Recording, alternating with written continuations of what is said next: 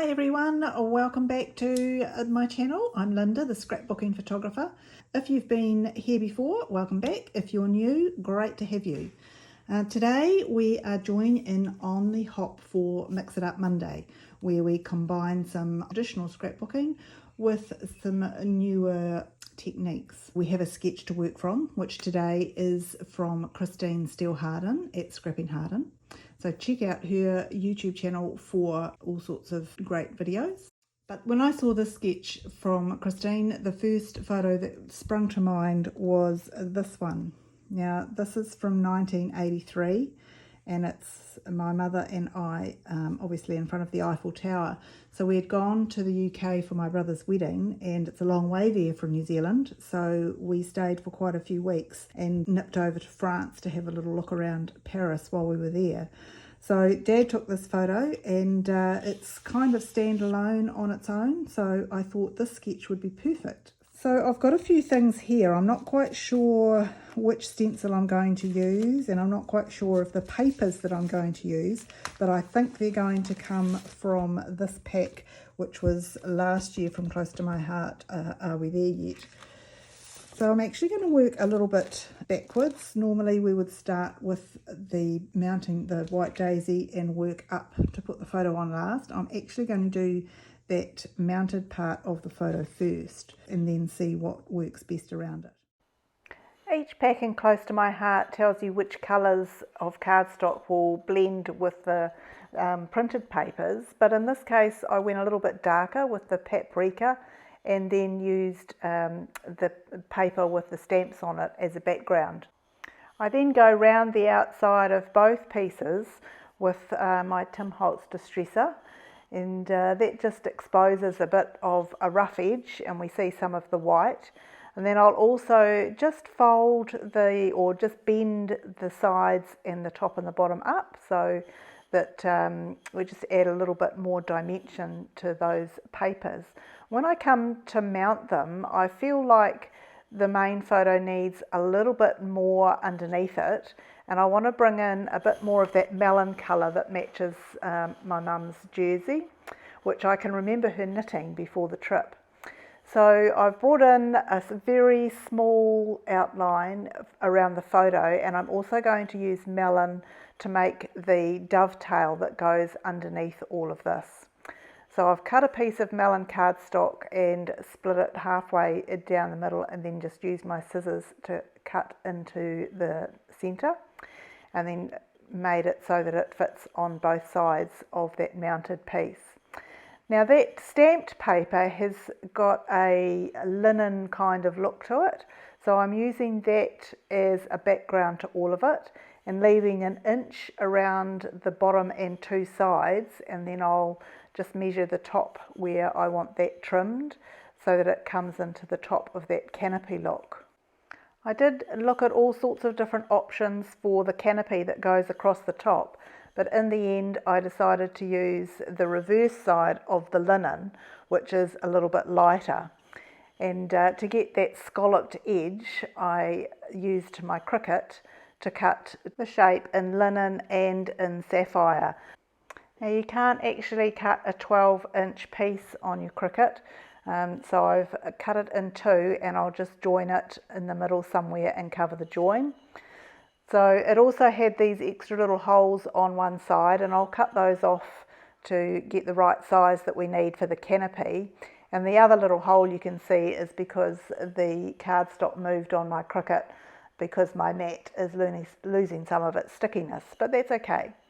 So I'm covering the white core of the sapphire cardstock with my foam dome, and that will just blend in a little bit nicer. And once I've got these pieces stuck together, it's pretty obvious that I want the sapphire then to carry on around the outside of the bigger linen piece. I'm really looking forward to seeing how other people interpret this sketch and what they come up with for the colour combinations. There's actually quite a few different colours in the sketch, so I've chosen to double some up. But there will be a playlist in the description below where you can see everybody's contribution and all what the creators have come up with. So be sure to watch all of those and leave some love along the way with a thumbs up or a comment. Now this piece of sapphire paper where the two canopy pieces come out is perfect for using as a backdrop to this piece of linen. So I'll just cut that to size and then I can stick all that together and work out which piece of paper is going to go behind as we work our way back towards the white daisy, which is a little bit back to front today, but it pays to be different sometimes.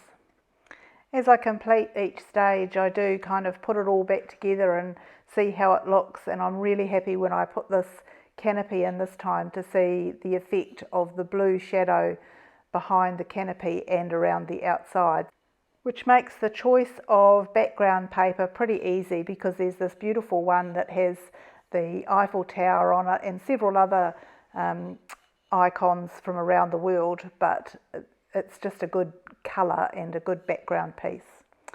Now I want to see as much or as many Eiffel Towers as I can, so I'm trimming the paper so that we've got the best of it on show, and we leave a little bit at the top as per the sketch where there are some different stripy effects. You can see here it might be another piece of paper or whatever, and I'm not sure what I'm going to do there yet.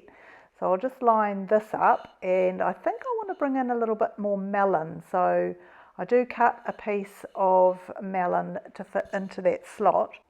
And this piece of paper, this strip of little chicken points, was pre-cut in the packet with the papers. And I thought, oh, that might just work quite nicely to cover the edge up the top there.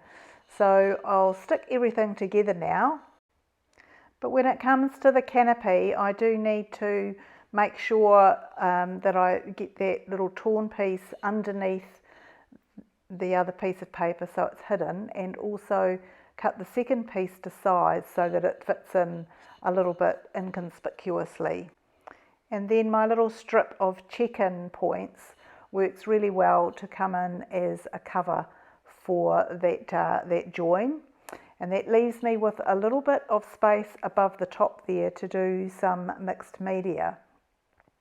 I still haven't really decided what I will do, but I check out the stencils and in the end decide on this one with all the sort of streets, and it's sort of a map type area.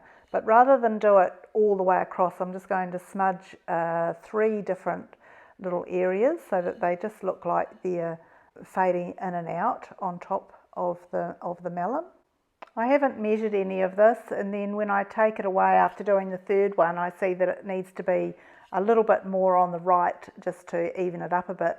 So it's easy enough just to pop it back and add a little bit onto it.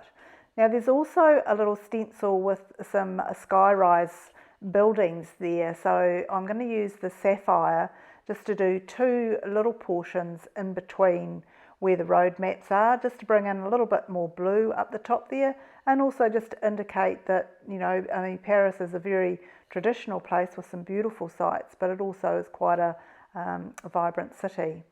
And then I'll put in a little strip of sapphire just to blend the two together and cover that bottom bit of the buildings on the stencil. And I think that just about completes the page, except for the title, which I'll do next. I'm using the Morgan's Hand alphabet, which is a beautiful script, and it comes with the capitals and the lowercase letters. I'm just going to use the word Paris, and I thought about writing something in French about me and mum and all the rest of it, but I think I'll save that for the journaling, which will probably be on a companion page. So once I've done the title there, I'm going to add a few melon drops, which are great to use out of my stash. I don't often use that colour, and that just about completes it. I hope you've enjoyed this video. Please watch everybody else's and see what they've done, and thank you so much for watching. Happy crafting, everyone.